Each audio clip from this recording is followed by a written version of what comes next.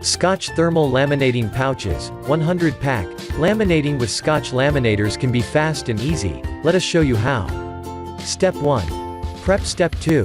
Place. Step 3. Insert. Step 4. Seal. Make sure your machine is warm and ready to go.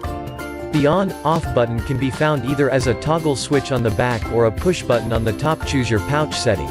Either 3mm or 5mm, depending on the thickness of the pouch you're working with. Warm-up times can take between 1 to 6 minutes depending on your machine. Your machine is warm enough to start laminating once the ready light illuminates.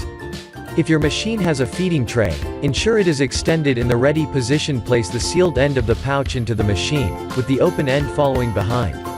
Check to make sure the pouch lines up to the opening to prevent an uneven or angled feed through. Remove any objects that could get in the way of your project as it feeds out of the machine. Place your project inside the laminating pouch.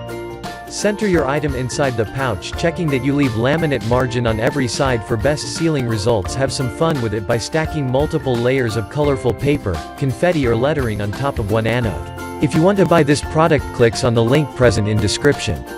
If you like my video content, please subscribe my YouTube channel and don't forget to press the bell icon.